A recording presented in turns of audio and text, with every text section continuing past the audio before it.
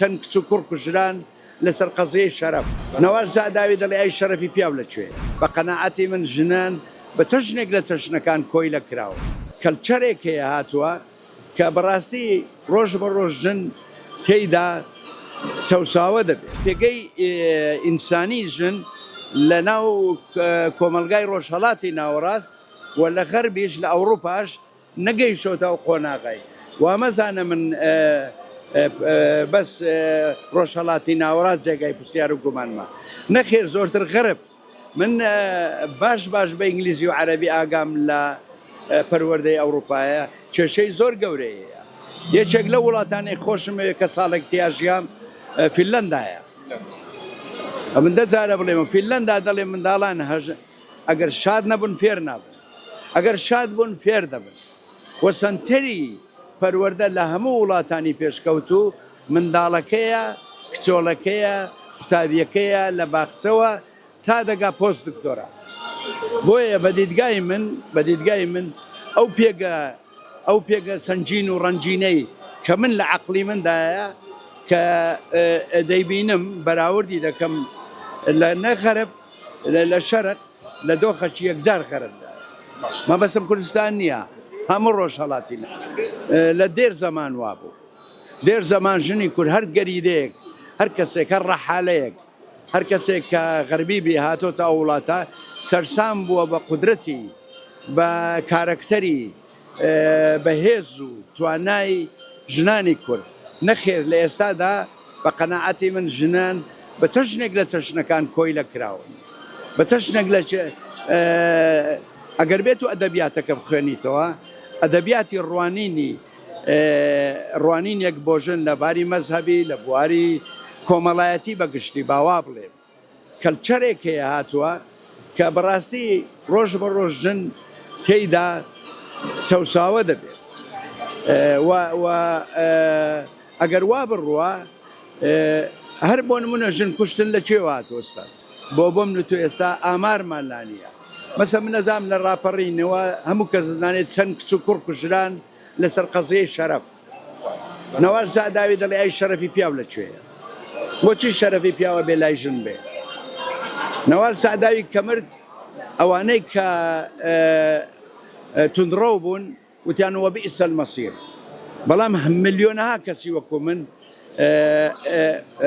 قوتابیەکی تەمبەڵی ئەوی بین، ڕەنگە خۆزگە قوتابیەکی تەمبەڵی ئەوی. یەکێتی ئافرەتانمانەیە. پێم بڵێ لە کام تەلەڤیزیۆن بەرنامەجێکەیە کە باز لە کێشەی ژن بکا لە کوردستان. ژن، کچ، مەینە، پەیوەندی نێرومێ، عائیلە لەسەری قسە بکە عائیلە. کە تۆ شەرمەکەی بەرنامەجێکی جدی هەبێ لەسەر ژن و وردەکاریە. من لە پەروەردە ئیشەکەم ئوستاز. ئێمە ئەو جیلەش وایە ئەندامی هەرس، هەزم، ئەندامی هەناسا، بەڵام لە ناوک بە خوارەوە یەک ڕستەمان نییە. لە کاتێکا لە دنیای پێشکەوتوو مناڵەکان فێرەکەن کە چۆن دایکە و باوکە زاوزێ دەکەن و کە تۆ وای پیشان دەدەی مناڵەکە ناڕێوە شتێکی ئەنتیکەیە. بەس لێرە چونکە ئێمە ئەگە باسی زاوزێ بێ کاری سات، ئەگە بیکەی بە تۆمار شەوان لە ڤیدیۆکان خەڵک سەیری پۆرنۆەکە. من دەجارە بێڵێمەوە سعودیە و ئێران و عێراق لە سەیرکردنی پۆرنۆ واتە فیلمی ڕوت یا فەزای ڕوت یەکەم و دووەم و سێمن.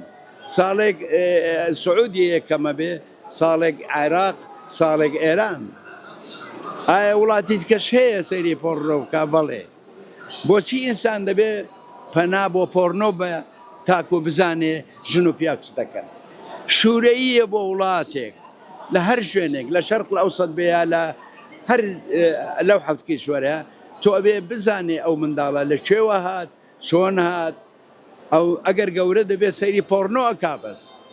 تۆ وات لێ کرد ئەو مناڵانە سەری پۆرنۆ بکەن لە ڕێ هەر کەناڵێکەوە بێ، لە ڕێ هەر تەکنۆلۆژیایەکەوە بێ. تۆ وات کرد ئەو ئەگەر بەدڕەوشتیەیە بێ ئەخلاقیەیە. ئێمە دەروون ناسمانەیە دکتۆرایە ئەڵێ لە ناو جانتای کچانی کوردستان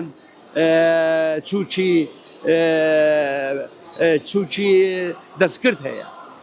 ڕەنگە ئەو ڕۆژە سەدان کەس، سەدان کە باوکو دایک کچەکەی خۆی دەرنامێت لە قوتابخانە حتا گەل لە زانکۆش بێ ئەمە چه ئەخلاقێکی کابرا دەروون ناسە بانگە شاکە ئەمە چۆن ئەزانی چ جەریمەیەکەوە ئەو کەسە نابێ ئەو قسەیە بکات دەبێ ئاگای لە دەمی خۆی بێ کە کچان بە کوشتن نەدا ژنی ڕۆژاوە هەر ئەوانەی ڕادیکالیش و ئەوانەی میانڕەون دەڵێن ئێمە ئەو توراسەی هەیە لە غەربیش لە باری سیاسی لە باری دینی لە باری کەپیتالیزم هەمووی بەدەست پیاوەیە ئەڵێ کەواتە ئەم دنیاە ژنی تێدا نییە یعنی ئەمە قسەی هەزاران فێمینیست نییە بەڵکو ژنێکی عادیشە و قساکە فێمینیستەکەش قساکە بە ڕیسێرش ئیژەکە بە داتا ئیژەکە